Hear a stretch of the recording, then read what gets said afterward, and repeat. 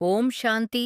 இனிமையிலும் இனிமையான பரமாத்ம சிவதந்தை நினைவில் மனம் புத்தியால் தொடர்பு கொண்டு உள்ளேன். சிருஷ்டி சக்கர நாடகத்தில் 4 யுகங்களிலும் நடித்து உயர்ந்ததிலும் உயர்ந்த சங்கம யுகத்தில் தந்தையின் சிரேஷ்ட மிகுந்த மாணவனாக இருக்கின்றேன். விசேஷமான பாகத்தில் நடிக்கும் ஆத்மாவுக்கு ராஜயோகக் கல்வியை தந்தை பயிற்றுவிக்கின்றீர்கள். சிருஷ்டியின் 3 கால ஞானம் தந்து ஜென்மாந்தர பாவ சுமைகளிலிருந்து விடுபட்டு வாழும் புனிதமான வாழ்வுக்கு பயிற்சி தருகிறீர்கள்.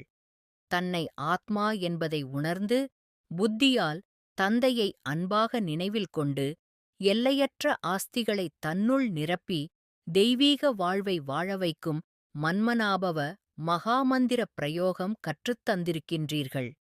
கர்ம பந்தனங்களில் இருந்து விடுபட்டு கர்மாதீத் நிலை பெறும் பயிற்சியை செய்விக்கிறீர்கள்.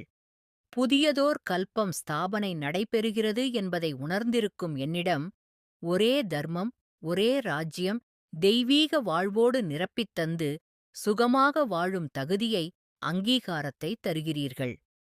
சமயத்தை சகஜமாக உருவாக்கி பயன்பாட்டில் கொணர்ந்து சிரேஷ்டமான ராஜயோக கல்வியைக் கற்று தேர்ச்சி பெறுவதில் முழுமையான ஈடுபாடு கொண்டுள்ளேன்.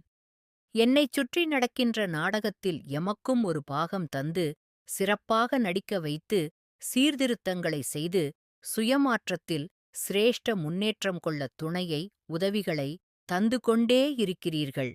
எல்லையற்ற உறவுகளாய் தாங்களே எனக்கு இருப்பது எனது மகாபாக்கியம் தந்தையே.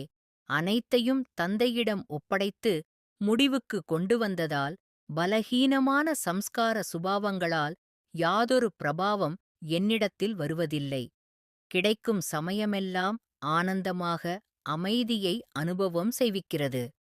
புருஷார்த்தத்தின் உத்தமமான ரீதியில் பணிவு, கருணை, அன்பு, நற்குணங்கள் என்னுள் நிரம்புவதும் நடைமுறைப்படுத்துவதும் எனக்கான முன்னேற்றம் சீராக நடப்பதும் உள்ளுணர்வால் அனுபவம் செய்கின்றேன்.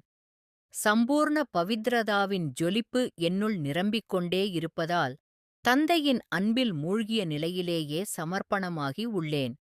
யாதொரு உலகாய எதிர்பார்ப்பும் இல்லை.